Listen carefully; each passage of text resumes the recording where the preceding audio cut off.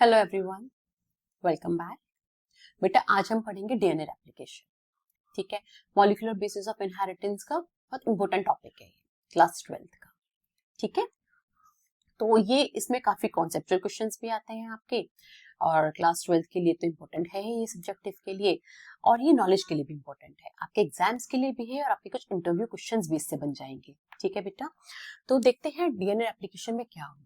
सबसे पहले बेटा क्या हुआ, अगर आपको याद है कि हमने पढ़ा था एक्सपेरिमेंट में Watson and Crick. Watson and Crick ने प्रपोज किया था डबल हेलिकल स्ट्रक्चर। ठीक है, जब उन्होंने डबल हेलिकल स्ट्रक्चर प्रपोज किया था, एट द सेम टाइम या इमीडिएटली आप कह सकते हो, उन्होंने क्या प्रपोज किया, उन्होंने प्रपोज किया था बेटा डीएनए रेप्लिकेशन भी। तो वॉटसन एंड क्रिक ने क्या प्रपोज किया, डीएनए रेप्लिकेशन। ठीक है, कि डीएनए रेप्लिकेट भी करता है, डबल हेलिकल स्ट्रक्चर भी प्रपोज किया, और इमीडिएटली उन्होंने क्या प्रपोज किया कि ये डीएनए रेप्लिकेशन भी करता है। ठीक है, चलो अब हम देखते हैं बेटा इसमें आगे कि क्या हुआ, डीएनए रेप्लिकेशन में क्या होगा। डीएनए रेप्लिकेशन में अगर आप देखो तो ये है आपके पास एक डीएनए स्ट्रैंड। ठीक है, ये रही आपके पास एक डीएनए स्ट्रैंड ऐसे। ओके, डबल स्ट्रैंडेड है, यस मैम डबल स्ट्रैंडेड है, this is double, this is double stranded. Okay, ये जो दोनों स्ट्रैंड्स है बेटा, इन दोनों स्ट्रैंड्स को हम क्या बोलेंगे, इन दोनों स्ट्रैंड्स को हम बोलेंगे बेटा पैरेंटल स्ट्रैंड्स। ठीक है, ये क्या है, पैरेंटल स्ट्रैंड्स है, दोनों स्ट्रैंड्स क्या है, पैरेंटल स्ट्रैंड्स है। ठीक है, डीएनए पैरेंटल स्ट्रैंड्स है। ओके मैम, ओके अब इसमें जो बेटा बनेगा, इसे अगर आप यहाँ से ओपन कर दोगे, अगर ये ऐसे ओपन हो जाएगा दोनों स्ट्रैंड ये, ठीक है, हमने ये ओपन कर दिया, रुक जाओ हम इसको ऐसे करते हैं, हम इसको यहाँ से ओपन कर लेते हैं। ठीक है बेटा, हम इसको ऐसे ओपन करते हैं। अगर हमने इसको ऐसे यहाँ ओपन कर लिया और इस वाली स्ट्रैंड को हमने ऐसे ओपन कर लिया, ठीक है, तो अब जो नई स्ट्रैंड बनेगी वो नई स्ट्रैंड कुछ ऐसे बनेगी, एक इधर और एक अदर स्ट्रैंड। ठीक है, ये वाली स्ट्रैंड क्या थी बेटा, रेड वाली स्ट्रैंड जो पैरेंटल स्ट्रैंड थी, इसको हम क्या बोलते हैं, टेम्पलेट स्ट्रैंड भी बोलते हैं। क्या बोलते हैं बेटा, टेम्पलेट स्ट्रैंड। ठीक है, जो डीएनए की स्ट्रैंड होगी, जो पैरेंटल स्ट्रैंड होगी, उसको हम टेम्पलेट स्ट्रैंड भी बोलेंगे। और जो नई स्ट्रैंड सिंथेसाइज हुई है उनको हम क्या बोलेंगे बेटा, न्यू स्ट्रैंड बोलेंगे, या फिर हम उसको एक डॉटर स्ट्रैंड भी बोल सकते हैं। क्या बोल सकते हैं, डॉटर स्ट्रैंड। ठीक है, ये हो गया आपके डॉटर स्ट्रैंड्स। ठीक है, तो अगर आप देखो कि इस डीएनए में, ठीक है, और इस जब डीएनए रेप्लिकेट होगा बेटा, तो ये अलग हो जाएगा, ये अलग हो जाएगा, ये भी डबल स्ट्रैंडेड होगा और ये भी डबल स्ट्रैंडेड होगा। ठीक है, तो अगर आप एक में देखो, एक डीएनए में देखो, तो आपको मिलेगा एक parental strand, this is the parental strand, और एक मिलेगा आपको क्या, एक नया स्ट्रैंड या फिर डॉटर स्ट्रैंड। ठीक है, तो इसी स्कीम को उन्होंने क्या बोला बेटा, इसी स्कीम को उन्होंने बोला था क्या, semi conservative, Sorry, I couldn't skip this. Sorry, semi conservative DNA replication, semi conservative DNA replication, इसी प्रोसेस को उन्होंने बोला है सेमी कंजर्वेटिव डीएनए रेप्लिकेशन। इसका मतलब क्या होता है सेमी कंजर्वेटिव डीएनए रेप्लिकेशन बेटा, इसमें एक स्ट्रैंड जो होगी वो पैरेंटल स्ट्रैंड होगी, और एक स्ट्रैंड क्या होगी, आपकी डॉटर स्ट्रैंड होगी या फिर न्यू स्ट्रैंड होगी। तो उस डीएनए को आप क्या बोलोगे, ये DNA semi conservative replication follow कर रहा है। क्या प्रोसेस फॉलो कर रहा है, सेमी कंजर्वेटिव प्रोसेस फॉलो। ठीक है, ये क्लियर है आपको। तो आप फिर से एक बार देख लेते हैं बेटा, वॉटसन एंड क्रिक ने जब डबल हेलिकल स्ट्रक्चर प्रपोज किया, इमीडिएटली उन्होंने प्रपोज किया डीएनए रेप्लिकेशन भी। ठीक है, ये पॉइंट हो गया। चलो अब हम देख लेते हैं आगे। तो वॉटसन एंड क्रिक ने प्रपोज किया बेटा स्कीम फॉर डीएनए रेप्लिकेशन, ये क्लियर है, यस मैम। पैरेंटल डीएनए जो होगा वो एक्ट करेगा as a template, this is the parental strand, this is the template. Template strand वो स्ट्रैंड होती है जिस पर नई स्ट्रैंड क्या करेगी, सिंथेसाइज करेगी। ठीक है, ये हो गया। Parental DNA act as a template for the synthesis of new complementary strands. What do you mean by complementary, क्योंकि बेटा क्या होता है, दोनों स्ट्रैंड्स डीएनए जो दोनों स्ट्रैंड्स होती हैं वो कैसे दोनों एक दूसरे से बाइंड होती है, बिकॉज नाइट्रोजन बेसिस होते हैं, और नाइट्रोजन बेसिस जो होते हैं वो क्या होते हैं, एक दूसरे के कॉम्प्लीमेंट्री होते हैं, है ना, एडेनिन और प्यूरिन, प्यूरिन या फिर pyrimidine। ठीक है, नेक्स्ट आता है बेटा मैथ्यू मिसेल्सन एंड फ्रैंकलिन स्टॉल। अभी हमने बात की वॉटसन एंड क्रिक की। ठीक है, इन्होंने तो सिर्फ प्रपोज किया था semi conservative DNA replication, proof किसने किया, प्रूफ किया था मिसेल्सन एंड स्टॉल ने। ठीक है, आपको ये बात याद रखनी है, प्रपोज किसने किया, वॉटसन एंड क्रिक ने, प्रूफ किसने किया है, प्रूफ किसने किया है? मेसेंसर एंड स्टॉल ने प्रूफ किया है बेटा। अभी हम इसका एक्सपेरिमेंट देखेंगे कि उन्होंने कैसे प्रूफ किया। ठीक है, ये क्या बोलते हैं? मेसेंसर ने प्रूफ किया था क्या? सेमी कंजर्वेटिव मॉडल इन बैक्टीरिया इकोलाई में इन्होंने प्रूफ किया था। बहुत इंपॉर्टेंट बात है, पहले तो आपको ये ध्यान रखना है इन्होंने किस में, कौन से ऑर्गेनिज्म में प्रूफ किया था? बैक्टीरिया में प्रूफ किया था। ठीक है ना, सेमी कंजर्वेटिव डीएनए रेप्लिकेशन क्या बताता है, क्या बोलता है? What do you mean bye semi conservative? अभी हमने देखा सेमी कंजर्वेटिव मतलब क्या होता है। सेमी मतलब आधा, कंजर्वेटिव मतलब जो बचा हुआ है। क्या बचा हुआ है? आधा पेरेंटल आधा नया, है ना। तो उस डीएनए को क्या बोलेंगे हम? Semi conservative. आधा पेरेंटल होगा, आधा पेरेंट्स का होगा, आधा जो नया सिंथेसाइज है ना, किससे फॉलो करते हुए? कॉम्प्लीमेंट्री बेस पेयरिंग को फॉलो करते हुए, दैट इज द आपका सेमी कंजर्वेटिव मॉडल। ठीक है, क्या पढ़ा हमने अब तक? वाटसन एंड क्रिक ने प्रपोज किया था और मेसेंसर स्टॉल ने प्रूफ किया था। मेसेंसर स्टॉल ने किस में प्रूफ किया था? ई कोलाई में प्रूफ किया था, बैक्टीरिया में प्रूफ किया था उन्होंने। ठीक है, क्या प्रूफ किया था? Semi conservative model in DNA replication. कैसे प्रूफ किया था अब हम देखते हैं। ठीक है बेटा, ये मैंने आपको बता दिया, दोबारा से हम देख लेते हैं। ये जो ब्लू स्ट्रैंड आपको दिख रही है बेटा, this is the parental DNA, parental strand. ये वाली जो स्ट्रैंड होगी वही एक्ट करेगी एज अ व्हाट? टेम्पलेट। तो क्या इसकी दोनों स्ट्रैंड टेम्पलेट एक्ट करेंगी? यस। जो पेरेंटल डीएनए होगा उसकी दोनों both strands will act as a template. एक स्ट्रैंड पे एक नया डीएनए सिंथेसाइज होगा और दूसरे स्ट्रैंड पे एक दूसरा DNA. This is the new DNA, this is the new DNA और द डॉटर डीएनए। ठीक है, this is the new DNA, this is again the new DNA, है ना। तो इसको हम क्या बोलेंगे बेटा? डॉटर डीएनए बोलेंगे, इसको हम डॉटर डीएनए बोलेंगे। ठीक है, और एक डॉटर डीएनए में क्या होगा बेटा? एक पेरेंटल स्ट्रैंड होगी और एक न्यू स्ट्रैंड होगी। This process is called as semi-conservative replication. Is it clear? Is it clear, बेटा? Yes. आगे चलते हैं। मेसेंसर स्टॉल एक्सपेरिमेंट। ठीक है, अब क्या आया मेसेंसर स्टॉल एक्सपेरिमेंट में? क्या था बेटा? मेसेंसर स्टॉल एक्सपेरिमेंट में हम देखते हैं कुछ बातें। मेसेंसर स्टॉल ने क्या बोला? सबसे पहले इन्होंने किसमें कब किया था एक्सपेरिमेंट? 1958 में एक्सपेरिमेंट किया था। ठीक है, किस पे किया था? बैक्टीरिया पे किया था। बैक्टीरिया इकोलाई था। ठीक है, चलो अब इन्होंने क्या बताया? इन्होंने बताया हमें प्रूफ क्या करना है। हमें प्रूफ करना है कि क्या होता है सेमी कंजर्वेटिव प्रोसेस प्रूफ करना है। ठीक है, ये उन्होंने प्रूफ किया था ना बेटा, हमको ये बात प्रूफ करनी है। ठीक है, मेसेंसर स्टॉल का जो एक्सपेरिमेंट था उन्होंने प्रूफ किया था semi conservative model of DNA. ठीक है, तो अब कैसे प्रूफ करेंगे? देखो इन्होंने क्या किया। इन्होंने क्या बेटा, सबसे पहले इन्होंने डीएनए को ग्रो किया, डीएनए को रेप्लिकेट कराया एक मीडियम में। ठीक है, एक मीडियम में इन्होंने बताया कि डीएनए को ग्रो करने के लिए क्या चाहिए? डीएनए को ग्रो करने के लिए या फिर रेप्लिकेट करने के लिए चाहिए नाइट्रोजन। ठीक है, डीएनए में नाइट्रोजन कहाँ होता है मैम? डीएनए में नाइट्रोजन होता है ना बेटा, एक शुगर होता है ना, शुगर पर लगा होता है फॉस्फेट ग्रुप, राइट, और शुगर से यहाँ पर अटैच होता है नाइट्रोजनस बेसिस, तो ये नाइट्रोजन होता है। ठीक है, ओके मैम, ठीक है, तो ये हो गया बेटा, डीएनए में क्या होता है? शुगर होता है। ठीक है, तो शुगर होता है, नाइट्रोजनस बेसिस होता है। तो उनको ये मालूम था कि डीएनए को रेप्लिकेट करने के लिए नाइट्रोजन चाहिए। तो इन्होंने क्या किया, जब डीएनए को रेप्लिकेट कराया तो मीडियम में नाइट्रोजन कैसे लिया? नाइट्रोजन का सोर्स क्या लिया इन्होंने नाइट्रोजन का सोर्स लिया बेटा, नाइट्रोजन इन्होंने एज अ अमोनियम क्लोराइड लिया, NH4Cl, अमोनियम क्लोराइड लिया। ठीक है, और अमोनियम क्लोराइड के इन्होंने दो सोर्सेस लिए। पहला सोर्स इन्होंने लिया N14 और दूसरा लिया इन्होंने N15। ठीक है, ये रेडियो आइसोटोप्स नहीं है बेटा, दिस इज वेरी इंपॉर्टेंट, ये रेडियो आइसोटोप्स नहीं है N14 और N15, ये क्या है? आइसोटोप्स है, हेवियर आइसोटोप ऑफ नाइट्रोजन और लाइटर। ठीक है, तो N14 क्या होगा आपका? लाइट आइसोटोप ऑफ नाइट्रोजन, क्या हो जाएगा? Light isotope of nitrogen. और N15 क्या हो जाएगा आपका? Heavy isotope of nitrogen. ये हो गया। ठीक है बेटा, तो इन्होंने क्या किया? बैक्टीरिया को यहाँ पर ग्रो कराया, ई कोलाई को ग्रो कराया इन्होंने किसमें? NH4Cl में। और कौन सा मीडियम था ये? N15 था। तो बहुत सारी फॉर मेनी जनरेशंस इन्होंने क्या किया? N15 वाले मीडियम में बैक्टीरिया को ग्रो कराया।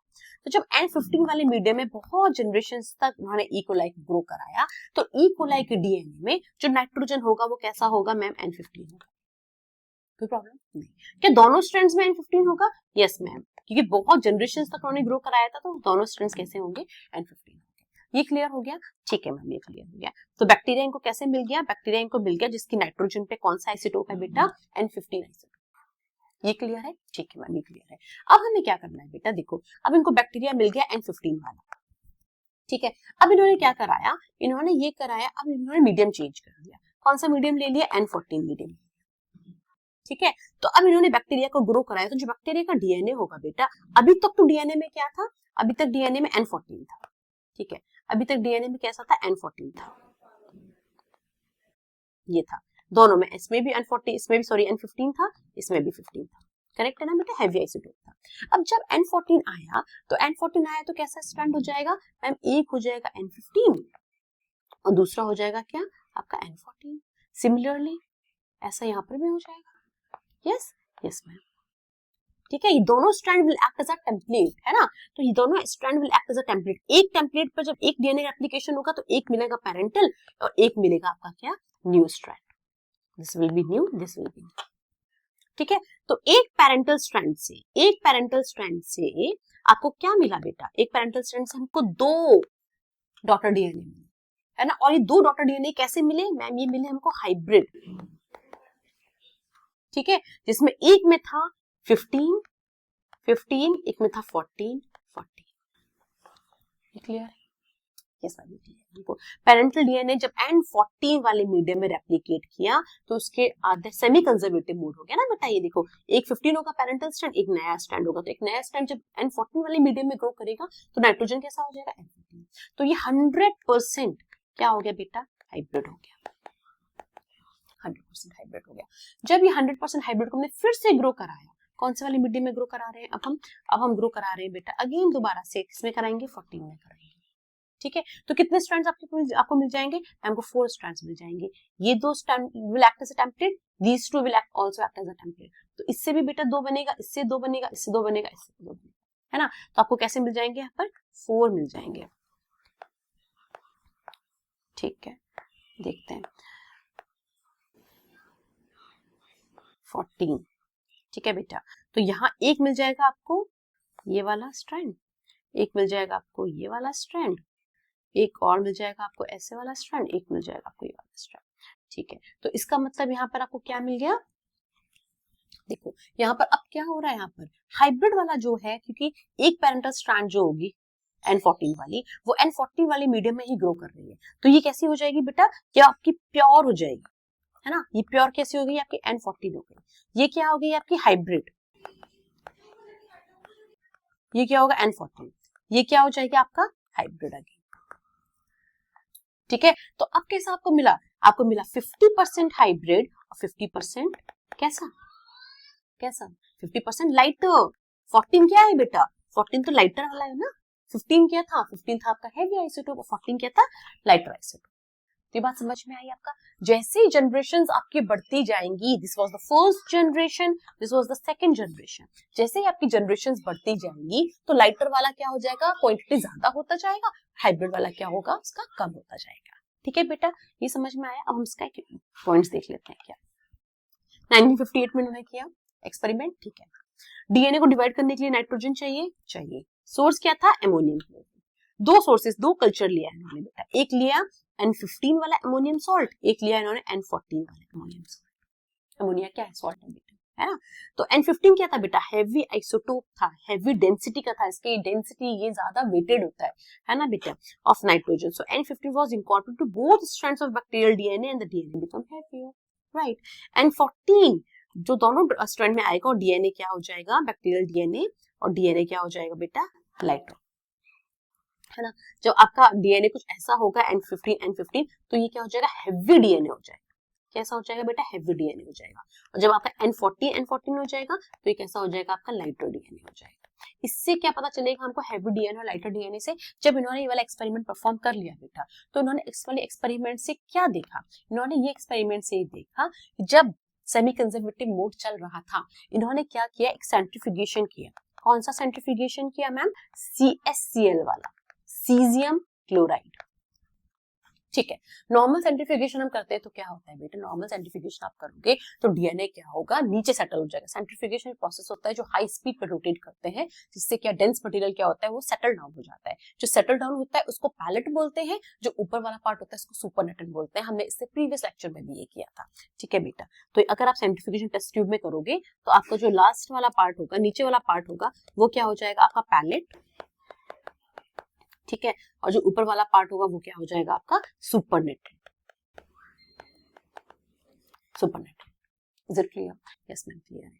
ठीक है, तो अब इन्होंने क्या किया बेटा, अब इन्होंने डीएनए वाले जो लिए, उन्होंने हर एक पार्ट पे उन्होंने एक्सपेरिमेंट किया। उन्होंने फर्स्ट जनरेशन में किया, सेकंड जनरेशन में किया। कैसे किया, यहाँ पर पूरा का पूरा डीएनए जो था वो क्या था आपका N15। ठीक है, पूरा N15 था। तो आपको बैंड कहाँ मिलेगा, अगर आप बैंड दिखोगे तो आपको बैंड मिलेगा एकदम सबसे लास्ट में, यहाँ पे यहाँ बैंड मिल रहा है आपको। ठीक है, अब N14, अब मीडियम क्या हो गया बेटा, N14 हो गया। तो N14 हो गया तो आपको कैसा मिला मैम, हमको 100% क्या मिले थे, हाइब्रिड मिले थे। अब ये N15 क्या है, तो पूरा डेंसर है। हाइब्रिड आपको कहाँ मिलेगा, बीच में मिल जाएगा, ये मिल जाएगा आपको। ठीक है, ये था आपका फर्स्ट जनरेशन, ये था आपका क्या 100% हाइब्रिड, करेक्ट है। फिर से आपने दोबारा से 14 वाले मीडियम में किया तो अब क्या मिलेगा आपको, दोबारा से अब आपको मिलेगा एक लास्ट बैंड जो आपको मिलेगा कुछ ऐसा, आपको मिलेगा बेटा इस तरफ, ये लाइटर बैंड हो जाएगा, this is the lighter band. ठीक है, और हाइब्रिड मिलेगा, यस मैम हाइब्रिड मिलेगा। ठीक है, कितना हाइब्रिड मिलेगा आपको, 50% हाइब्रिड मिलेगा और 50% क्या मिलेगा आपको, लाइटर बैंड। ये बात क्लियर हुई, आपको समझ में आया? ठीक है, हम आगे देखते हैं बेटा। नोट इन्होंने क्या किया था बेटा, इन्होंने क्या था, इन्होंने 2 आइसोटोप्स लिए थे। ठीक है, याद रखना ये रेडियो आइसोटोप्स नहीं है, ये सिर्फ और सिर्फ क्या है, आइसोटोप्स ऑफ नाइट्रोजन है, heavy isotope and light isotope. ये 2 टाइप के जो डीएनए है उसको उन्होंने सेपरेट किया, किससे, caesium chloride density gradient centrifugation. इसका पूरा नाम है सीजियम क्लोराइड डेंसिटी ग्रेडियंट, क्योंकि सीजियम क्लोराइड क्या कर रहा है बेटा, डेंसिटी के बेसिस पे उसको सेपरेट कर, है ना, separates according to the density part. कौन सा ज्यादा हैवी होगा वो नीचे आ जाएगा, जो हाइब्रिड होगा वो बीच में आएगा और जो लाइटर पार्ट होगा वो ऊपर आ जाएगा आपका। ठीक है, separates DNA according to their density. बहुत ध्यान से रखना है बेटा, CH-Cl। अगर नॉर्मल सेंट्रीफ्यूगेशन होता तो क्या होता, डीएनए पूरा वाला पार्ट जो होता है वो पूरा हैवी नीचे आ जाता है ना, हैवियर हो जाता है, हैवियर पार्ट। ये क्लियर है? ठीक है मैम, ये क्लियर है। देखो ये था उनका एक्सपेरिमेंट, उन्होंने क्या किया अभी हमने देख लिया है बेटा, हम फिर से एक बार देख लेते हैं क्योंकि ये वाला एक्सपेरिमेंट बहुत इंपॉर्टेंट है, आपको ध्यान रखना पड़ेगा। सबसे पहले उन्होंने क्या किया बेटा, ये वाला उन्होंने बहुत मेनी जनरेशन तक उन्होंने किस पे ग्रो कराया था, N15 पे ग्रो कराया था। बहुत जनरेशन तक उन्होंने N15 पे ग्रो कराया। उसके बाद उन्होंने क्या किया, क्योंकि बैक्टीरिया रेप्लिकेट करता है, बैक्टीरिया डिवाइड करता है कितने में, 20 मिनट्स में, है ना। बैक्टीरियल सेल डिवाइड कर जाता है बेटा 20 मिनट्स में, 20 मिनट में डिवाइड करेगा, इसका मतलब उसका डीएनए भी रेप्लिकेट करेगा। ठीक है, अब इन्होंने मीडियम क्या ले लिया बेटा, अब उन्होंने मीडियम ले लिया N14 वाला। जब N14 लिया तो उनको कैसा मिला बेटा, 100% hybrid. This is what, this is 100% hybrid. ठीक है, तो अगर 100% हाइब्रिड है तो आप सेंट्रीफ्यूगेशन देखो, पहले यहाँ पर हैवी आया था, है ना, अब यहाँ देखो सबसे लास्ट में, अब ये वाला पार्ट उठ के थोड़ा सा बीच में आ गया है, हाइब्रिड, है ना। पहले यहाँ एक बैंड आया था, अब ये हाइब्रिड बीच में आ गया। ठीक है, अब उन्होंने फिर से क्या किया, N14 वाले मीडियम ही लिया। ठीक है, और 20 मिनट्स बढ़ा दिए, 20 मिनट्स यहाँ बढ़े थे, 20 + 20 ये कितना हो गया, 40 मिनट्स। ठीक है, अब उन्होंने 20 मिनट्स और बढ़ा दिए। अब क्या होगा, ये वाला this strand will also act as a template. अगर ये होगा तो आपको फिर से हाइब्रिड मिल जाएगा। अगर N14 वाला होगा तो आपको कैसा मिलेगा, प्योर लाइटर डीएनए। ठीक है बेटा, तो कैसा हो जाएगा आपको, ये 100% हाइब्रिड था, ओके। अब क्या हो जाएगा, 50% हाइब्रिड हो जाएगा और 50% क्या हो जाएगा, लाइटर। 50% हाइब्रिड और 50% लाइटर। अब बैंड कहाँ आएगा, पहले हैवी वाला बैंड इधर आ रहा था, लाइटर वाला बैंड कहाँ आएगा, इसके इधर आएगा मैम, ये रहा लाइटर, ये हो गया लाइटर बैंड, लाइट और हाइब्रिड। ठीक है, तो ये वाला एक्सपेरिमेंट आपको देखना होगा बेटा, हो सकता है ये पूछ ले 50% हाइब्रिड 50% लाइटर वाला डायग्राम कौन सा है, तो आपको बताना पड़ेगा। ठीक है, क्लियर है? ओके, आगे चलते हैं बेटा। ये मैंने आपको लिखा हुआ है बेटा, आप देख सकते हो कि इसमें हमने बहुत 4 जनरेशन तक हमने इसमें काम किया है। कैसे? पहला जनरेशन लिया, फर्स्ट जनरेशन जो 20 मिनट्स का था, आपको क्या मिला था? 100% हाइब्रिड। पहला जनरेशन है ना ये, 100% आपको क्या मिला? हाइब्रिड मिला। ठीक है, सेकंड जनरेशन आया, 20 + 20 40 मिनट्स हो गया। ठीक है, अब क्या मिलेगा आपको? 50% हाइब्रिड और 50% लाइट। दिस ये वाला पार्ट कह रहे हैं 50% हैवी, 50% लाइट। और आगे चलेंगे, 60 मिनट्स तक कर दिया। अब क्या होगा? फिर से बेटा क्या हो जाएगा? हैवी वाला जो हाइब्रिड वाला पार्ट है वो कम हो जाएगा और लाइटर वाला ज्यादा हो जाएगा, क्योंकि मीडियम क्या है? अभी भी N14 मीडियम ही है। तो क्या होगा? हाइब्रिड वाला पार्ट कम हो जाएगा और लाइटर वाला पार्ट जो होगा क्या हो जाएगा? 75%। ठीक है, ओके। नेक्स्ट 80 मिनट्स और 20 मिनट हमने बढ़ा दिए, 20 20 20 20 20 + 60 80। ठीक है, अब क्या होगा? अगेन हाइब्रिड वाला पार्ट क्या हो जाएगा? कम हो जाएगा और लाइटर वाला पार्ट क्या हो जाएगा बेटा? ज्यादा हो जाएगा। हाइब्रिड वाला पार्ट जो होगा हमेशा हाफ होगा प्रीवियस वाले जनरेशन से, ये एक आप याद कर लो, ये नोट है। ठीक है, हाइब्रिड वाला पार्ट जो होगा जो उससे प्रीवियस जनरेशन है उसका आधा हो जाएगा, और वो आधा ऐड किसमें हो जाएगा? लाइटर वाले पार्ट में, अगर मीडियम सेम है तो। ठीक है बेटा, तो आपसे क्वेश्चन यहाँ आ सकता है, क्वेश्चन इसी में डायग्राम में पूछ सकते हैं कि अगर 60 मिनट्स हुए, ठीक है बेटा 60 मिनट्स हुए तो आपको कितनी जनरेशन हो गई? 20 20 20, थर्ड जनरेशन तक आ गए।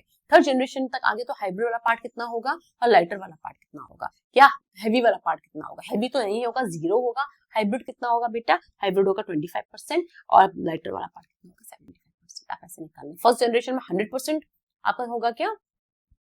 फर्स्ट जनरेशन 100% क्या होगा बेटा? हाइब्रिड। सेकंड में क्या होगा? 50-50। थर्ड में क्या होगा? 75 और 25%। ऐसा आप निकालेंगे, ऐसे क्वेश्चन आपके हो जाएंगे। ठीक है बेटा, ठीक है।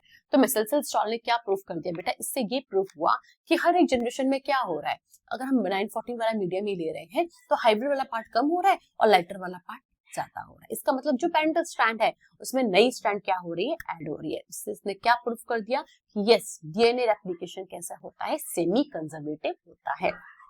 ठीक है, वन स्ट्रैंड ओल्ड है, वन स्ट्रैंड क्या है? न्यू है। ये क्या कंफर्म कर रहा है बेटा? ये कंफर्म कर रहा है आपका semi conservative replication. Hybrid percentage हमेशा डिक्रीज होगा और कभी भी 0 नहीं होगा। हाइब्रिड परसेंटेज हमेशा 0 कभी नहीं होगा। क्यों नहीं होगा बेटा? क्योंकि एक पैरेंटल स्ट्रैंड तो हमेशा रहेगी ना। अगर आप इससे बना रहे हो तो आप ये देखो कि एक पैरेंटल स्ट्रैंड तो हमेशा रहेगी, एक हमेशा क्या होगी? न्यूली सिंथेसाइज होगी, है ना। ये डीएनए है तो एक पैरेंटल स्ट्रैंड जो रेड वाली स्ट्रैंड है वो तो हमेशा आपकी इंटैक्ट रहेगी। तो हाइब्रिड वाला 0 कैसे हो जाएगा? हाइब्रिड का परसेंटेज डिक्रीज हो जाएगा लेकिन 0 कभी नहीं। ठीक है बेटा, तो आपको ये ध्यान रखना है। नेक्स्ट, ओके, मेसेल्सन स्टॉल के बाद बेटा एक साइंटिस्ट और आए, टेलर और उनके साथी, है ना। टेलर और उनके कलीग्स ने भी एक्सपेरिमेंट किया।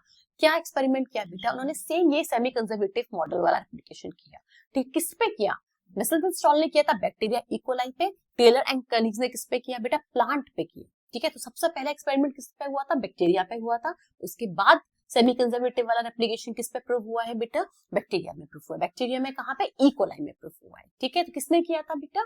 सॉरी, पहला हुआ था बैक्टीरिया इकोलाई, दूसरा हुआ था कहां बेटा? प्लांट। प्लांट कौन सा था? विसिया फाबा बीन्स प्लांट था। ठीक है, कौन सा था बेटा? विसिया फाबा बीन्स प्लांट था। कैसे उन्होंने यूज किया था? उन्होंने क्या यूज किया था? नाइट्रोजन का हेवी और लाइट एसिड। इन्होंने क्या यूज किया बेटा? Radio active. अब आ गया रेडियो एक्टिव, क्या? थाइमिडीन। रेडियो एक्टिव थाइमिडीन क्या होता है बेटा? H3। This is radio active thymidine. इससे इन्होंने क्या प्रूफ किया? इन्होंने प्रूफ किया कि क्रोमोसोम्स, डीएनए में जो क्रोमोसोम्स होते हैं वो कैसे रेप्लिकेट करते हैं? सेमी कंजर्वेटिवली रेप्लिकेट करते हैं। ठीक है, उन्होंने रेडियो आइसोटोप से क्या लिया बेटा? थाइमिडीन। देखो ये थाइमिडीन उन्होंने लिया। उन्होंने देखा कि हाफ जो है वो पैरेंटल है और हाफ क्या है आपका? न्यू है। हाफ क्या है? पैरेंटल है, हाफ क्या है आपका? न्यू है। सिमिलरली ये यहाँ पर क्या हो जाएगा बेटा? 50% क्या हो जाएगा? हाइब्रिड, और ये 50% क्या हो जाएगा बेटा? ये 50% क्या हो जाएगा बेटा आपका?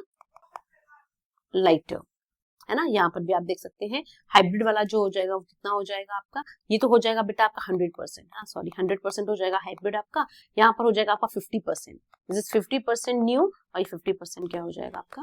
पैरेंट। ठीक है, तो ये उन्होंने प्रूफ किया था। इसमें याद रखना, अगर रेडियो एक्टिव थाइमिडीन की बात आई तो किसने प्रूफ किया? टेलर और फ्रांसिस ने प्रूफ किया। ठीक है, उन्होंने क्या लिया था? ऑर्गेनिज्म क्या लिया था? बैक्टीरिया लिया था? नहीं, उन्होंने क्या लिया था बेटा? प्लांट लिया था। कौन सा प्लांट लिया था? विसिया फाबा बीन्स प्लांट लिया था। ये हो गया। ठीक है, ओके। अब हम आते हैं बेटा, एक्सपेरिमेंट्स खत्म हो गए, दोनों एक्सपेरिमेंट्स का हम यहाँ पे कंक्लूजन देख लेते हैं। दोनों का ईयर सेम था, दोनों का ईयर सेम था। मेसेल्सन स्टॉल का भी ईयर 1958 था और टेलर फ्रांसिस का ईयर भी क्या था बेटा, 1958 था। Meselson Stahl and Taylor Francis. Material क्या यूज किया इन्होंने, N14 N15 एल्युमिनियम क्लोराइड के हेवियर और लाइटर आइसोटोप यूज किए। इन्होंने क्या यूज किया, इन्होंने यूज किया रेडियो एक्टिव थाइमिडीन, ठीक है। ऑर्गेनिज्म इन्होंने क्या लिया, बैक्टीरिया इकोलाई लिया। इन्होंने क्या लिया, प्लांट लिया जो क्या था, वेसिया और फावा प्लांट था। तो पहला एक्सपेरिमेंट किस पे हुआ, बैक्टीरिया पे हुआ। दूसरा एक्सपेरिमेंट किस पे हुआ, प्लांट पे हुआ। लास्ट एक्सपेरिमेंट बेटा किस पे हुआ था, एनिमल पे। ठीक है, सीक्वेंस आपको याद रखनी है। तो semi conservative DNA replication first proved in bacteria, then plant cell and then animal cell. ठीक है, नेक्स्ट ये आप क्वेश्चंस कर लेना बेटा, ये इजी क्वेश्चंस है। ठीक है, अगर कुछ क्वेश्चंस आपको नहीं समझ में आता है तो please do comment me below in my YouTube video. चलो अब हम आते हैं बेटा, हमने पढ़ लिया डीएनए रेप्लिकेशन का क्या प्रोसेस था, कैसे ये प्रूफ हुआ, किसने प्रूफ किया था, ये पता है हमको। अब हम आते हैं डीएनए रेप्लिकेशन की प्रोसेस पे, कैसे डीएनए रेप्लिकेशन होता है, डीएनए रेप्लिकेशन कैसे होगा। ठीक है, सबसे पहले बेटा हम दो बातें आती है, एक आता है बेटा क्या, प्रोकैरियोट्स, और एक आता है क्या बेटा आपके पास, यूकैरियोट्स। ठीक है, दो चीजें आती हैं।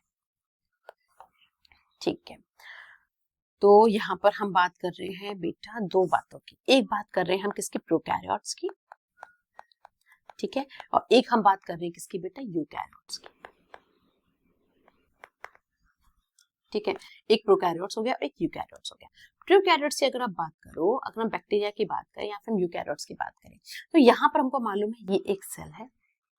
ठीक है, ओके, डीएनए भी कहाँ, उनका न्यूक्लियोइड में होता है, ये रहा।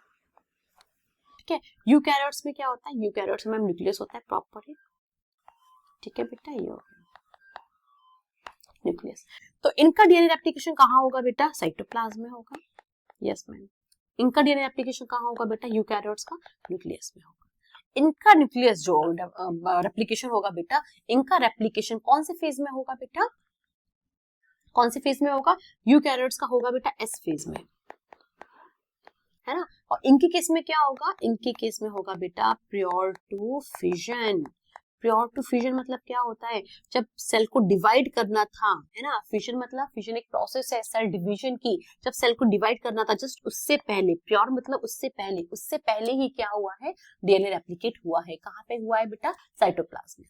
ठीक है, तो ये बात ध्यान रखें। यूकैरियोट्स की बात करें तो अगर यूकैरियोट्स की बात करें तो आपको पता है G1 S G2 M 4 phases है यहाँ पर। कहाँ पे होता है डीएनए रेप्लिकेशन, एस फेज में होता है। कहाँ, लोकेशन क्या है मैम, न्यूक्लियस। कौन से फेज है, एस फेज है।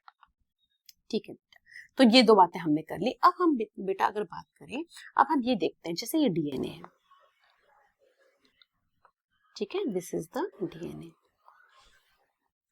अब डीएनए को क्या करना है, डीएनए को हमें ओपन करना है। तो डीएनए ओपन कैसे होगा, डीएनए ओपन होगा यहाँ पर कुछ ऐसे ओपन हो गया, ये देखो, ये ओपन हो गया। ठीक है, ओपन करने के लिए एक एंजाइम आते हैं और एंजाइम का नाम क्या है बेटा, हेलिकेज। क्या नाम है, हेलिकेज। ये क्या था आपके पास, double stranded DNA, this was the double stranded DNA.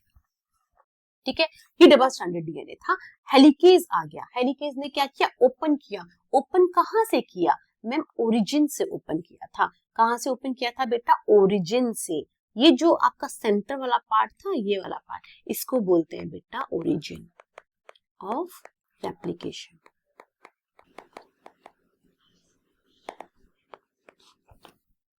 ठीक है, इसे क्या बोलते हैं बेटा, ओरिजिन ऑफ रेप्लिकेशन बोलते हैं। ठीक है, अब यहां से अगर डीएनए ओपन हो जाएगा तो ये कैसा हो जाएगा, ये कुछ इस तरीके से हो जाएगा, ऐसे और कुछ ऐसे। ठीक है, अगेन यहाँ पर भी कुछ ऐसे और यहाँ पर भी कुछ ऐसे। ठीक है, तो अब ये वाला जो पार्ट बना, इसको क्या बोलेंगे, इसको बोलेंगे बेटा रेप्लिकेशन फॉर्क। क्या बोलेंगे, रेप्लिकेशन फॉर्क। सिमिलरली इसको भी बोलेंगे रेप्लिकेशन फॉर्क। तो एक ओरिजिन ऑफ रेप्लिकेशन से, एक रेप्लिकॉन, इसको क्या बोलते हैं बेटा, एक रेप्लिकॉन बोलते हैं।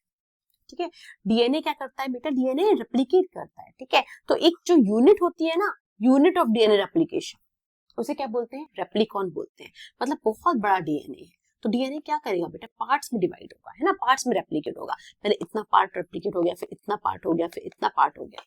ठीक है, इतना पार्ट रेप्लिकेट होगा, इस तरीके से होता है। तो ये वाला जो पार्ट हुआ ना बेटा, ये इसको बोला क्या, एक रेप्लिकॉन। क्या बोला इसको, एक रेप्लिकॉन। ठीक है, तो एक रेप्लिकॉन में एक ही क्या होगा आपका, ओरिजिन ऑफ रेप्लिकेशन। ये रहा origin of replication. Is it clear? तो एक ओरिजिन ऑफ रेप्लिकेशन जैसे होगा तो दो रेप्लिकेशन फॉर्क्स मिल जाएंगे आपको। इसका मतलब एक रेप्लिकॉन में दो रेप्लिकेशन फॉर्क्स, है ना, एक रेप्लिकॉन में दो रेप्लिकेशन फॉर्क्स। ये क्लियर है? हाँ मैम, ये क्लियर है हमको। ठीक है, तो हम यहाँ पर देख लेते हैं बेटा, लोकेशन प्रोकैरियोट्स की साइटोप्लाज्म में, यूकैरियोट्स की न्यूक्लियस में। ठीक है, फेज क्या है, prior to fission, S phase. Replicon यहाँ पर सिंगल होगा, क्यों बेटा, क्योंकि प्रोकैरियोट्स में एक ही डीएनए होता है ना, एक ही डीएनए होता है, और वो वाला जो डीएनए होगा बेटा, उसका एक ही रेप्लिकॉन होगा। ठीक है, सर्कुलर डीएनए होता है ना बेटा, सर्कुलर डीएनए होता है कुछ, उसका एक ही रेप्लिकेशन, एक ही रेप्लिकॉन होगा। एक ही रेप्लिकॉन होगा तो दो ही रेप्लिकेशन फॉर्क्स। ठीक है, ये क्लियर है आपको। एक सिंगल है, सिंगल ओराई। ओराई इसका जो ओरिजिन होता है ना बेटा, ओरिजिन ऑफ रेप्लिकेशन उसको बोलते हैं क्या, हम ओराई। यूकैरियोट्स में क्या बोलते हैं, ORC, origin recognition complex. Origin recognition complex. ठीक है, यहाँ पर सिंगल ओरिजिन होता है, मैनी, क्योंकि बहुत बड़ा डीएनए है ना बेटा, बहुत बड़ा डीएनए है यहाँ पर। यूकैरियोट्स का डीएनए बहुत बड़ा है, यूकैरियोट्स का डीएनए बहुत बड़ा है, इसलिए हम क्या करते हैं बेटा, उसको पार्ट्स में रेप्लिकेट करते हैं। बहुत बड़ा डीएनए, कितना बड़ा डीएनए मैम, 2.2 मीटर, है ना, तो हम उसको क्या करते हैं, पार्ट्स में रेप्लिकेट करते हैं। ये वाला पार्ट रेप्लिकेट होगा, ये वाला पार्ट रेप्लिकेट होगा, ये होगा, फिर ये होगा, तो एक पार्ट को हम क्या बोलेंगे बेटा, रेप्लिकॉन बोलेंगे। ठीक है, तो यहाँ पर मल्टीपल रेप्लिकॉन्स होंगे, बहुत सारे रेप्लिकॉन्स होंगे। ठीक है, हर एक रेप्लिकॉन का एक ओरिजिन होगा, जिसको हम बोलेंगे क्या, ORC। इसको हम क्या बोलेंगे, ORC। इसको हम क्या बोलेंगे, ORC। इसको क्या बोलेंगे, ओरिजिन रिकॉग्निशन। ठीक है, ठीक है, ये हो गया। सबस्ट्रेट, सबस्ट्रेट का मतलब क्या होता है, सबस्ट्रेट का मतलब ये होता है बेटा, जैसे आप डीएनए रेप्लिकेट करते हैं, तो डीएनए रेप्लिकेशन करने के लिए हमें क्या चाहिए, हमें चाहिए डीएनए रेप्लिकेट हो रहा है। डीएनए क्या होता है, डीएनए में कुछ नहीं होता, डीएनए में शुगर होता है, और यहाँ पर नाइट्रोजनस बेस होता है, और इधर ही क्या होता है, फॉस्फेट ग्रुप लगा होता है ना, करेक्ट है ना। तो ये एक क्या हुआ, ये एक न्यूक्लियोटाइड हुआ।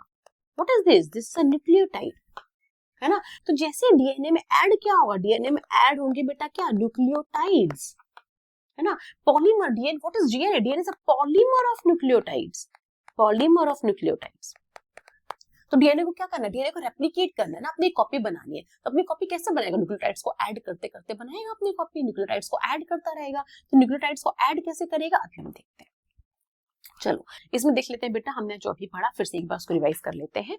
Okay, a unit of replication with one origin is called as replicon. ठीक है, क्या हो गया, उसे हम क्या बोलेंगे, रेप्लिकॉन बोलेंगे। एक यूनिट ऑफ रेप्लिकेशन जिसमें एक ही ओरिजिन होगा, अगर वो प्रोकैरियोट्स होगा तो वो ओराई होगा, अगर वो यूकैरियोट्स होगा तो क्या होगा, ORC। ठीक है, एक रेप्लिकॉन में दो रेप्लिकेशन फॉर्क्स होंगे, एक ये रेप्लिकेशन फॉर्क होगा और एक ये रेप्लिकेशन फॉर्क होगा। Template strand, both strands of DNA, दोनों डीएनए की दोनों strand will act as a what, template. ये भी टेम्पलेट स्ट्रैंड होगा, ये भी टेम्पलेट स्ट्रैंड होगा। डीएनए रेप्लिकेशन होता किस डायरेक्शन में, वो तो हमको पता है, मैं 5 to 3 डायरेक्शन में होता है, 5 प्राइम to 3 प्राइम डायरेक्शन में होता है। ठीक है, ये हो गया। ऐड क्या करते हैं हम बेटा, सबस्ट्रेट क्या है हमारे पास, सबस्ट्रेट है हमारे पास, क्या ऐड करना है, DNTPs। What is this, this is deoxy nucleotide triphosphate. ठीक है, डीऑक्सी न्यूक्लियोसाइड ट्राइफॉस्फेट, ये हो गया पूरा आपका डीएनटीपीस। तो डीएनटीपीस कौन कौन से होते हैं, डीएनटीपीस अभी हमने देखा था बेटा, कौन कौन से होंगे, DATP, DGTP, DCTP और DTTP। क्या DUTP भी होगा, नहीं मैम UTP नहीं होगा, क्योंकि वो तो आरएनए में होता है। ठीक है, ओके, क्लियर हो गया। चलो अब जो डीएनटीपीस है बेटा, है ना, डीएनटीपीस जो है, कौन कौन से डीएनटीपीस है, अभी हमने बोला, फिर से हम देख लेते हैं बेटा, कौन कौन से है, DATP, DGTP और DCTP। What is D, D for deoxy, A for adenine, G for guanine, C for cytosine and DTTP, T for thymidine। ठीक है, ये जो सबस्ट्रेट्स हैं इनके दो फंक्शंस हैं बेटा, ठीक है, बहुत ध्यान रखना है। जो सबस्ट्रेट्स हैं, जो डीएनटीपीज है, उनके दो फंक्शंस है। पहला तो यही है कि वो act as a substrate for polymerisation, ठीक है, they are acting as a substrate, act as a substrate for polymerisation, okay, act as a substrate for polymerisation, ठीक है, एक तो ये हो गया। दूसरा क्या करते हैं बेटा, ये प्रोवाइड करते हैं, what, provides energy, this is very very important, yes, provides energy for what, for polymerisation, yes, provides energy for polymerisation. कैसे करते हैं ये कुछ इस तरीके से करते हैं बेटा। क्या करते हैं, जैसे कोई नया फॉस्फेट में कोई नया न्यूक्लियोटाइड ऐड होता है, ठीक है, तो सपोज कर रहे हैं हम कोई डीजीटीपी है, ट्राइफॉस्फेट है, ठीक है, तो उसका मतलब क्या होगा, इसमें पी पी पी होगा, ठीक है, और यहाँ किससे अटैच होगा, ये शुगर से अटैच होगा, यस मैम, ये तो हमको पता है, ये तो आपने बताया था हमको, ठीक है, यहाँ पर क्या होगा, नाइट्रोजनस बेस होगा, यस मैम पता है हमको।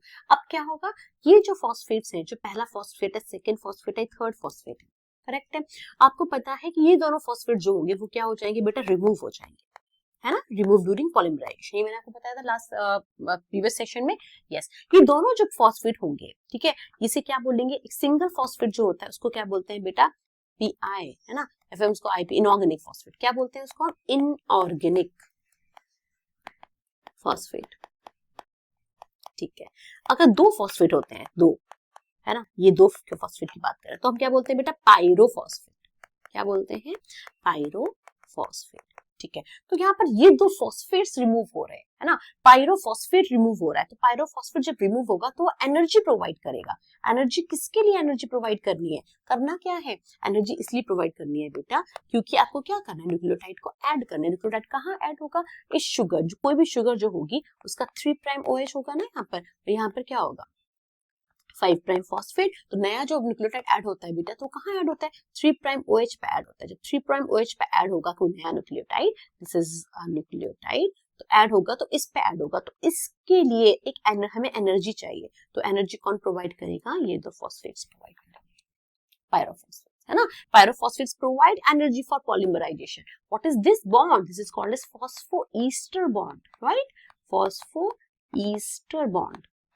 तो फॉस्फोईस्टर बॉन्ड को फॉर्म करने के लिए एनर्जी कौन प्रोवाइड करेगा, सबस्ट्रेट ही प्रोवाइड करेगा। अगर आप दोनों बॉन्ड को देखोगे तो क्या हो जाएगा आपका फॉस्फोडाइईस्टर, ये हमें लास्ट लेक्चर में पढ़ा, ठीक है बेटा।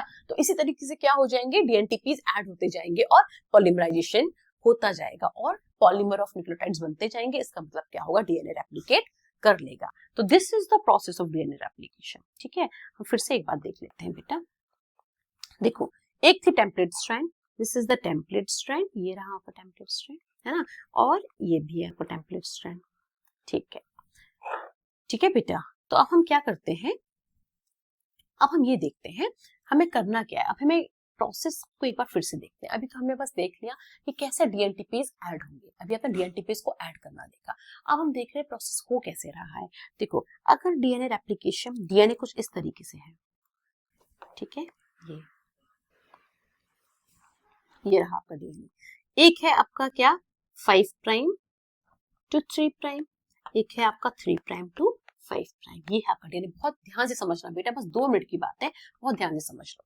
ये है, सबसे पहले डीएनए को ओपन किसने किया, डीएनए को ओपन किया था मैम किसने, हेलिकेज ने, ठीक है। इससे पहले क्या रहा होगा, इससे पहले, अब हम थोड़ा और पहले चले जाते हैं, इससे पहले क्या रहा होगा, डीएनए ऐसे ऐसे ऐसे था, ठीक है। ये एक क्या था, एक रेप्लिकॉन था, है ना, सिंगल रेप्लिकॉन। क्या है बेटा, ये सिंगल रेप्लिकॉन है। सिंगल रेप्लिकॉन जो होगा उसमें क्या होगा बेटा, अगर प्रोकैरियोट्स की बात कर ले तो एक होगा बीच में क्या ओरा, करेक्ट है। तो एक बनेगा क्या, रेप्लिकेशन फॉर्क। तो ये क्या है बेटा, ये सिंगल एक रेप्लिकेशन फॉर्क है।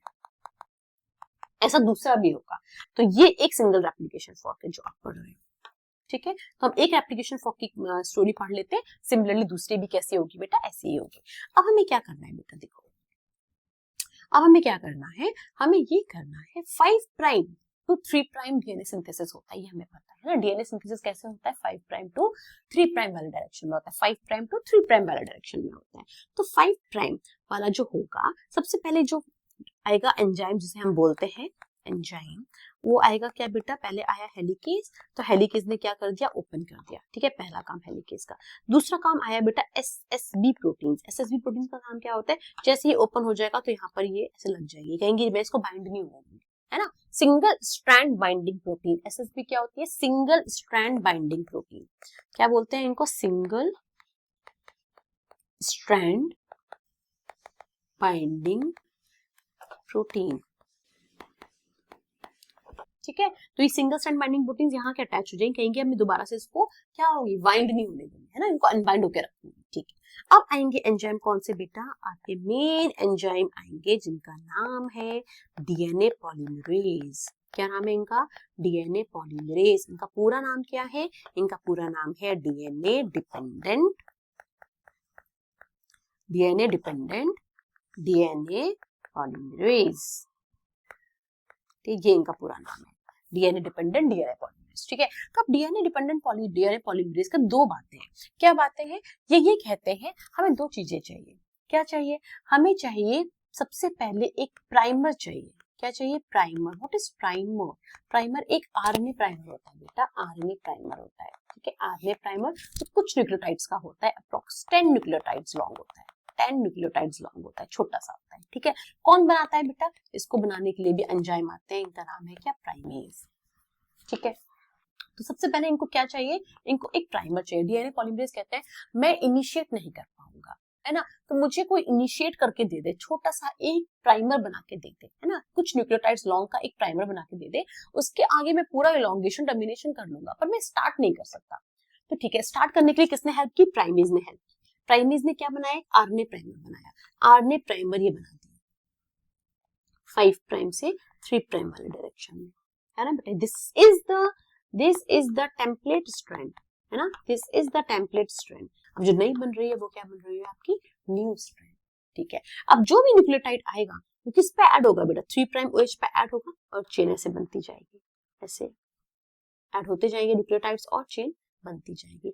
तो डीएनए पॉलीमरेज को क्या चाहिए था, डीएनए पॉलीमरेज को चाहिए था बेटा प्राइमर, और दूसरा क्या चाहिए, दूसरे चाहिए इसको एनटीपीज, डीएनटीपीज।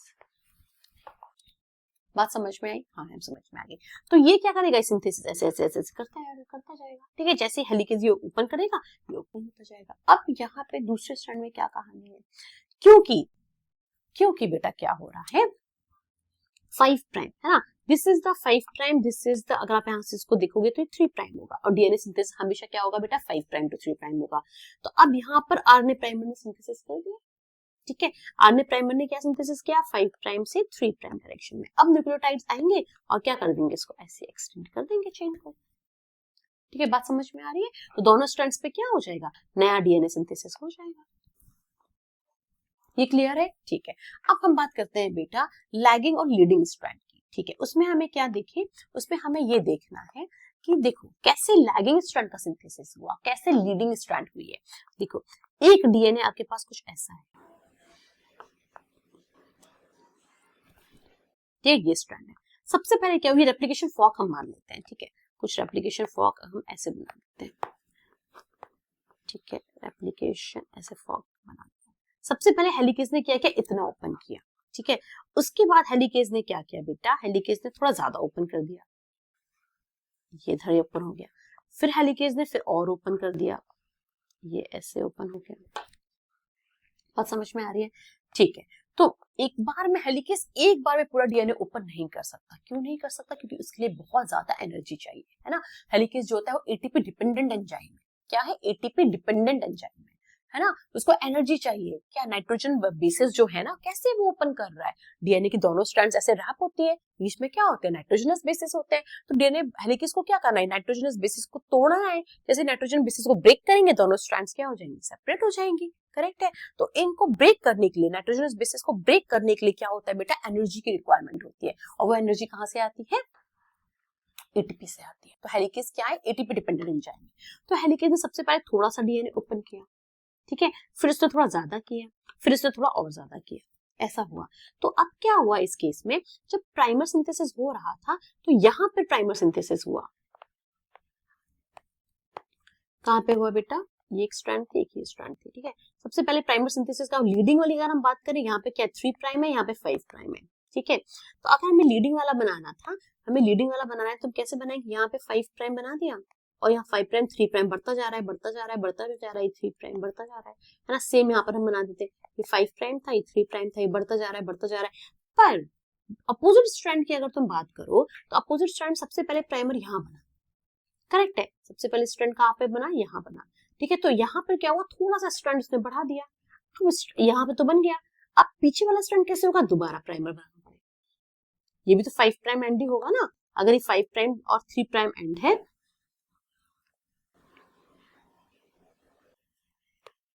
सही है, ये क्या होगा 3 प्राइम एंड होगा बेटा, ठीक है, ये भी क्या होगा 3 प्राइम एंड होगा। तो प्राइमर का सिंथेसिस क्या होता है, 5 प्राइम से 3 प्राइम सिंथेसिस में, तो पहले से थोड़ा बढ़ा दिया, फिर थोड़ा से बना दिया, फिर ऐसे यहाँ पे पहले बन गया था, यहाँ बन गया था, अब यहाँ दोबारा प्राइमर बनेगा। प्राइमर क्यों बन रहा है बेटा, प्राइमर देखो इसलिए बन रहा है क्योंकि एक बार में स्ट्रैंड पूरी ओपन नहीं हो पा रही है। स्ट्रैंड पूरी ओपन नहीं हो पा रही है तो जितनी भी स्ट्रैंड ओपन होगी, ठीक है, ऐसे बना देते हैं। सपोज करो पहले स्ट्रैंड थोड़ी इतनी ओपन हुई, तो प्राइमर कैसे बना बेटा, ये वाला स्ट्रैंड क्या था, ये 5 प्राइम था और यहाँ पर ये 3 प्राइम था, ये 3 प्राइम था और ये 5 प्राइम था, करेक्ट है, गलत हो गया, ये 3 प्राइम हो जाएगा, ठीक है बेटा, ये क्या हो जाएगा 3 प्राइम हो जाएगा। तो जो यहाँ पर न्यू स्ट्रैंड सिंथेसिस होगी वो तो 5 प्राइम टू 3 प्राइम हो रही है, 5 प्राइम टू 3 प्राइम हो रही है, यहाँ तो कोई प्रॉब्लम नहीं है, तो बढ़ता जा रहा है, बढ़ता जा रहा है, हेलिकेज यहाँ से ओपन करता जा रहा है, करता जा रहा है और ये बढ़ता जा रहा है, बढ़ता जा रहा है। तो दिस स्ट्रैंड है ना, इसमें कोई भी फेलियर नहीं है बीच में, इसको बोलेंगे हम क्या, लीडिंग स्ट्रैंड। अब लैगिंग स्ट्रैंड कैसे बन रही है, लैगिंग स्ट्रैंड बन रही है, अब यहाँ पे क्या था 3 प्राइम था बेटा, अब यहाँ पहले सबसे पहले प्राइमर यहाँ बना क्योंकि हेलिकेज ने सिर्फ इतना ही ओपन किया था डीएनए, ठीक है। तो यहाँ पहले प्राइमर बना, तो प्राइमर ने इतनी चेन बना दी, फिर दोबारा से हेलिकेज ने इतना डीएनए ओपन किया, फिर यहाँ प्राइमर बना, है ना, ये क्या होगा 3 प्राइम एंड होगा, तो 5 प्राइम वाला प्राइमर क्या होगा बेटा, यहाँ बनेगा, ये रहा 5 प्राइम टू 3 प्राइम, फिर से डीएनए इतना बढ़ गया, फिर हेलिकेज ने इतना ओपन किया, तो फिर से यहाँ प्राइमर बना 5 प्राइम टू 3 प्राइम, फिर से इतना बन गया। बात समझ में आई। तो अब आपको क्या मिला, आपको मिला एक यहाँ पर फ्रैगमेंट्स, है ना, और एक लीडिंग स्ट्रैंड, ऐसा मिला आपको कुछ। और ये क्या था आपका टेम्पलेट स्ट्रैंड, और ये भी क्या था आपका टेम्पलेट स्ट्रैंड। ये क्या किस डायरेक्शन में था, ठीक है। अगर स्ट्रैंड्स की डायरेक्शन चेक करोगे तो ये हो जाएगा 5 प्राइम से 3 प्राइम, और यहाँ पर भी क्या हो जाएगा 5 prime to 3 prime, 5 prime to 3 prime, 5 prime to 3 prime, 5 prime to 3 prime. ये आपको ऐसे स्ट्रैंड्स मिल गए, ठीक है। ये हो गया आपका लीडिंग स्ट्रैंड और एक हो गया क्या आपका लैगिंग स्ट्रैंड। अब हमें क्या करना है अब किसका काम आता है, अब काम है जो ये प्राइमर्स बने हैं ना बेटा, यहाँ पे जो प्राइमर्स बने हैं, अब इन प्राइमर्स को आपको क्या करना है, रिमूव करना है। रेड वाले प्राइमर्स है, ठीक है बेटा, ये रेड वाले प्राइमर्स है। अब प्राइमर का रिमूव करना है। प्राइमर को रिमूव करने के लिए कौन आते हैं बेटा, डीएनए पॉलीमरेजेस अलग अलग तरीके के होते हैं। अगर प्रोकैरियोट्स की बात करो तो डीएनए पॉलीमरेजेस होते हैं बेटा, DNA polymerase first, DNA polymerase second, DNA polymerase third, DNA polymerase fourth और DNA polymerase fifth. DNA polymerase first जो होता है उसका ये काम होता है क्या, ये प्राइमर को रिमूव करता है, ठीक है। प्राइमर रिमूव करता है, प्राइमर जैसे ही रिमूव हो जाएगा बेटा, यहाँ से प्राइमर रिमूव हो जाएगा, ठीक है। तो अब पहले भी ऑलरेडी गैप था, अभी गैप और बड़ा हो गया, है ना, ये देखो गैप्स बड़े हो गए, ठीक है। गैप को फिल करने का काम कौन करता है, वो भी डीएनए पॉलीमरेज फर्स्ट करता है। गैप को फिल कैसे करेगा, 5 prime to 3 prime polymerisation activity. देखो जितने भी बेटा, जितने भी तुम्हारे ये होते हैं डीएनए पॉलीमरेजेस होते हैं ना, जो भी पॉलीमरेज होगा, चाहे वो डीएनए पॉलीमरेज हो, चाहे वो आरएनए पॉलीमरेज हो, अगर वो पॉलीमरेज है तो उसके पास कौन सी एक्टिविटी बाय डिफॉल्ट होगी, 5 prime to 3 prime polymerisation activity सबके पास होगी। ये काम तो उनके पास है क्योंकि वो पॉलीमरेज है, पॉलीमरेज है तो पॉलीमराइजेशन करेगा। और पॉलीमराइजेशन मतलब क्या होता है, एडिशन ऑफ पॉलीमर्स या फिर न्यूक्लियोटाइड चेन बनाना या फिर डीएनए बनाना। और डीएनए की सिंथेसिस या आरएनए की सिंथेसिस किस डायरेक्शन में होती है बेटा, ऑलवेज 5 प्राइम टू 3 प्राइम होती है। तो 5 prime to 3 prime polymerisation activity हर एक पॉलीमरेज के पास होती है। तो इसके पास भी होगी, इसके पास भी होगी, इसके पास भी होगी, इसके पास भी, इसके पास भी, करेक्ट है। हाँ मैंने तो डिफॉल्ट है, हमें बात ही नहीं करनी। तो ठीक है, ये क्या कर रहा है, ये न्यूक्लियोटाइड्स गैप को फिल कर रहा है, ठीक है। गैप को फिल कर रहा है कौन सी वाली एक्टिविटी से बेटा, अपनी सेम वही एक्टिविटी से। कौन सी वाली एक्टिविटी से, 5 prime to 3 prime polymerisation activity से क्या कर रहा है बेटा, गैप को फिल कर रहा है, ठीक है। ये हो गया। प्राइमर को रिमूव कौन सी एक्टिविटी से कर रहा है, 5 prime to 3 prime exonuclease activity. Exonuclease activity भी होती है किसके पास, अभी हम दोबारा से देखेंगे बेटा, डीएनए पॉलीमरेज फर्स्ट के बाद एक्सोन्यूक्लियस एक्टिविटी। एक्सोन्यूक्लियस एक्टिविटी मतलब क्या होता है? न्यूक्लियस, न्यूक्लियस क्या होता है बेटा? न्यूक्लियस एंजाइम है। न्यूक्लियस एंजाइम्स होते हैं, कौन से एंजाइम्स होते हैं? जो डीएनए और आरएनए दोनों को क्या करेंगे बेटा? कट करेंगे, cut. Nucleases are those enzymes जो न्यूक्लिक एसिड को कट करते हैं, चाहे वो डीएनए हो चाहे वो आरएनए, दोनों को क्या कर देंगे? कट कर देंगे। ठीक है, ओके, ये हो गया न्यूक्लियस। तो ये exonuclease activity 5 prime to 3 prime इसी डायरेक्शन में जाएगा, तो 5 प्राइम टू 3 प्राइम एक्टिविटी से प्राइमर को क्या करेगा? रिमूव करेगा, और 5 prime to 3 prime polymerise activity से क्या करेगा? गैप को फिल कर देगा। गैप फिल हो गया। ठीक है, बात समझना। इसमें तो गैप है ही नहीं, तो ये तो लीडिंग स्ट्रैंड है, इसमें तो कोई प्रॉब्लम ही नहीं है, बस प्राइमर रिमूव हो जाएगा। ठीक है, अब क्या आया? अब एक थर्ड बात, लास्ट इंपॉर्टेंट बात है। अब क्या बात है बेटा? कि प्राइम गैप तो फिल हो गए, गैप फिल हो गया, लेकिन गैप को सील करना है। ठीक है, अब सीलिंग के लिए एक एंजाइम आते हैं जिनको हम बोलते हैं क्या? लाइगेज। ठीक है, बात समझ में आई? देखो, पहले पॉलीमराइजेशन हुआ, पॉलीमराइजेशन किसने किया? डीएनए पॉलीमरेज ने किया। कौन सा डीएनए पॉलीमरेज आया था? उसके लिए आया था बेटा DNA polymerase third, is the main polymerisation enzyme. ठीक है, क्यों ऐसा? क्यों डीएनए पॉलीमराइजेशन जो होता है बेटा, डीएनए पॉलीमरेज थर्ड करते हैं, ऐसा क्यों? ज्यादातर काम जो है वो कौन कर रहा है? डीएनए पॉलीमरेज फर्स्ट कर रहे हैं। आप देखो, डीएनए पॉलीमरेज क्या कर रहा है? प्राइमर को रिमूव कर रहा है, गैप को फिल कर रहा है, ये दोनों काम कर रहा है। लेकिन फिर भी लीडिंग स्ट्रैंड और लैगिंग स्ट्रैंड की कॉन्टिन्यूस सिंथेसिस के लिए, लीडिंग कॉन्टिन्यूस स्ट्रैंड सिंथेसिस है और लैगिंग डिसकॉन्टिन्यूस स्ट्रैंड सिंथेसिस है। इन दोनों की स्ट्रैंड कौन बनाता है? डीएनए पॉलीमरेज थर्ड बनाता है, क्योंकि इसकी एडिंग न्यूक्लियोटाइड्स है ना वाला जो ये वाला जो एंजाइम है बहुत जल्दी जल्दी फास्ट न्यूक्लियोटाइड्स को ऐड करता है, और डीएनए पॉलीमरेज फर्स्ट जो होता है वो बहुत स्लो ऐड करता है। तो हमें क्या करना है? डीएनए एप्लीकेशन फास्ट करना है बेटा, इसलिए फास्ट कौन ऐड करता है? डीएनए पॉलीमरेज थर्ड ऐड करता है, बस। ठीक है, तो डीएनए पॉलीमरेज थर्ड जो होगा वो तुम्हारा मेन पॉलीमराइजेशन एंजाइम होगा, मेन पॉलीमराइजेशन एंजाइम होगा। ठीक है, और डीएनए पॉलीमरेज फर्स्ट क्या करेगा? डीएनए पॉलीमरेज लैगिंग स्ट्रैंड में जो प्राइमर्स है इनको रिमूव करेगा by their 5 to 3 exonuclease activity. ठीक है, ओके, गैप को फिल करेगा 5 prime to 3 prime polymerisation activity, ये हो गया। ठीक है, अब एक और काम करना है डीएनए पॉलीमरेज का। फर्स्ट का एक और काम है, जब पूरा डीएनए बन जाएगा, जब पूरा डीएनए बन जाएगा तो बेटा इसका एक और काम ये भी होता है, क्या? प्रूफ रीडिंग का काम, है ना। इसीलिए तो डीएनए क्या है? ज्यादा स्टेबल है आरएनए से, ये भी वन ऑफ द रीजन है। प्रूफ रीडिंग मतलब क्या होता है? प्रूफ रीडिंग मतलब जब यहाँ तक ये आ गया तो ये वापस जाके चेक करेगा। इस एक्टिविटी को बोलते हैं बेटा 3 प्राइम टू 5 प्राइम, क्योंकि वो ये उल्टा जा रहा है ना। 3 prime to 5 prime proof reading activity, ये भी कौन करेगा? डीएनए पॉलीमरेज फर्स्ट ही करेगा। ठीक है, ओके। अब मैं तुमको बता रही थी बेटा गैप कौन फिल करेगा। गैप को फिल करने के लिए आ रहे थे तुम्हारे लाइगेज एंजाइम। लाइगेज बहुत इंपॉर्टेंट एंजाइम है बेटा, ये क्या करते हैं? गैप्स को फिल करते हैं। गैप कैसे गैप हुआ? देखो, एक स्ट्रैंड ये है 5 प्राइम टू 3 प्राइम, दूसरा स्ट्रैंड है तुम्हारा कहां से? फिर से 5 prime to 3 prime, third strand है तुम्हारा फिर से 5 प्राइम टू 3 प्राइम। अगर तुम देखो तो ये क्या है? ये है फॉस्फोडाइस्टर बेटा, ये 5 प्राइम शुगर का 5 प्राइम होगा, ये शुगर का 3 प्राइम एंड होगा। तो यहाँ पर क्या बनना है? 5 प्राइम टू 3 प्राइम फॉस्फोईस्टर बॉन्ड बनना है बेटा, है ना। फॉस्फोईस्टर बॉन्ड बनना है, इसको कौन बनाता है? बनाते हैं लाइगेज।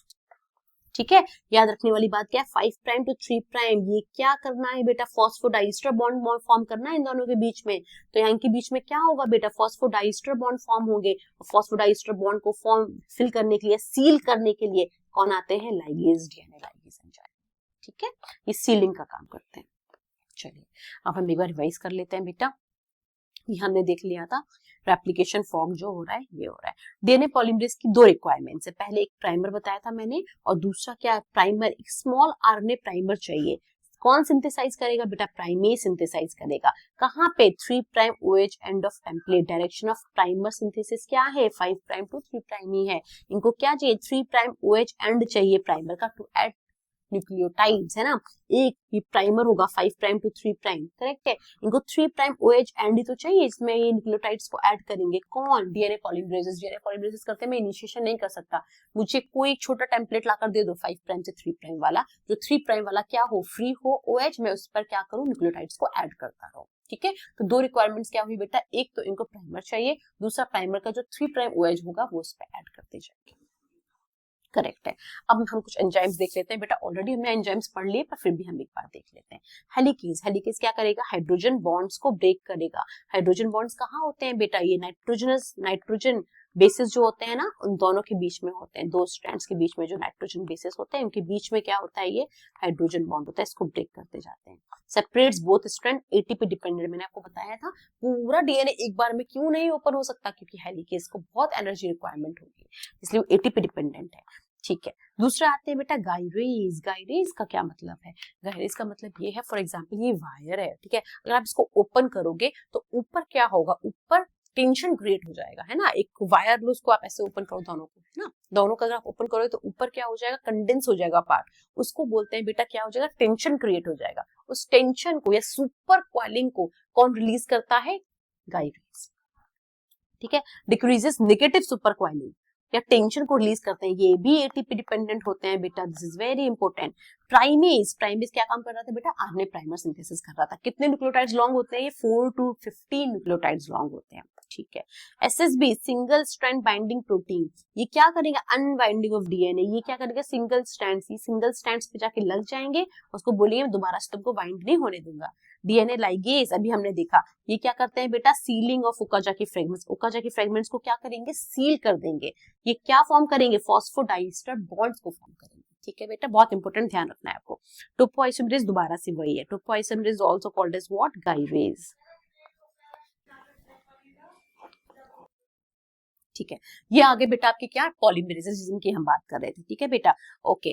पॉलीमरेजेस की हम बात कर रहे थे, तो पॉलीमरेजेस में क्या हो जाएगा, आप देखोगे यानी पॉलीमरेजेस 5 टाइप्स के होते हैं, ठीक है। अगर आप सेकंड और फोर्थ फिफ्थ की बात करो, सबसे पहले हम इजी वाला पार्ट कर लेते हैं।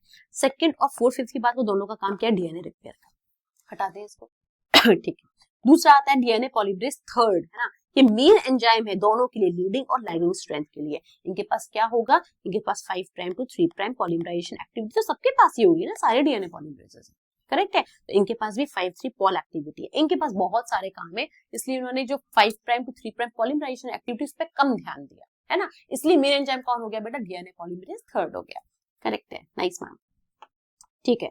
तो यहाँ 5 prime to 3 prime pol activity से क्या करेंगे, गैप फिल करेंगे। क्वेश्चन आ सकता है बेटा, डीएनए पॉलीमरेज, कौन सा डीएनए पॉलीमरेज गैप फिल करता है, डीएनए पॉलीमरेज फर्स्ट करता है, कौन सी एक्टिविटी यूज करता है वो, इनमें से ये ऑप्शन होगा आपका 5 prime to 3 prime pol activity, 5 prime to 3 prime exo activity, 3 prime to 5 prime proof reading activity. तो यू मस्ट बी नोइंग कि कौन सा काम हो रहा है, ठीक है।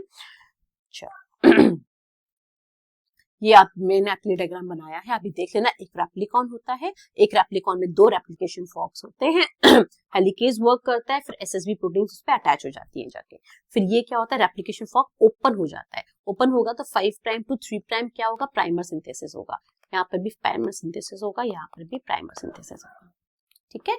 जब प्राइमर सिंथेसिस होगा तो प्राइमर को रिमूव करने के लिए उस फ्रेगमेंट्स को क्या बोलेंगे बेटा, ओकाजाकी फ्रेगमेंट्स बोलेंगे। प्राइमर को रिमूव करने कौन आएगा बेटा, डीएनए पॉल फर्स्ट, रेस फर्स्ट आएगा, ठीक है। गैप फिलिंग कौन करेगा, डीएनए पॉलीमरेज फर्स्ट। लाइगेज क्या फॉर्म करेंगे, फॉस्फोडाइस्टर बॉन्ड्स को फॉर्म करेंगे। अब पॉइंट्स टू रिमेंबर है, ये आप देख लेना। ये सेमी कंजर्वेटिव होता है, ये तो देख लिया। सेमी डिसकंटिन्यूअस का क्या मतलब है, सेमी डिसकंटिन्यूअस का मतलब है यहाँ पर बेटा लैगिंग स्ट्रैंड से, ठीक है। ओकाजाकी फ्रेगमेंट्स, ओकाजाकी फ्रेगमेंट्स, क्योंकि आपको ध्यान होगा प्राइमर जो होता है वो क्या होता है, आरएनए प्राइमर होता है। ये क्वेश्चन आ सकता है बेटा, ओकाजाकी फ्रेगमेंट्स में डीएनए और आरएनए दोनों होते हैं, यस ट्रू, डीएनए और आरएनए दोनों होते हैं। प्रोकैरियोटिक डीएनए रेप्लिकेशन, प्रोकैरियोटिक बहुत फास्ट रेप्लिकेशन होता है एज कंपेयर टू यूकैरियोट्स। कितना होता है इसमें, 2000 बेस पेयर पर सेकेंड, एक सेकेंड में 2000 बेस पेयर्स ऐड कर देते हैं। प्राइमर सिंथेसिस रिपीटेडली, क्यों प्राइमर सिंथेसिस बार बार होता है, क्योंकि डीएनए हम एक बार में ओपन नहीं कर सकते, है ना, because all DNA do not open at once. This is very important and thank you so much. ये हुआ आपका डीएनए रेप्लिकेशन का टॉपिक खत्म। प्लीज इसको दोबारा से आप रिवाइज कर लीजिए। आपको कोई भी डाउट हो तो प्लीज डू नॉट हेजिटेट, मुझे कमेंट करके मुझे बता दीजिए, कोई भी इश्यू हो इसमें तो, ठीक है। अब हम जो नेक्स्ट टॉपिक होगा बेटा वो होगा आपका डीएनए का ट्रांसक्रिप्शन, ठीक है, और उसका all types of different types of mRNA, okay.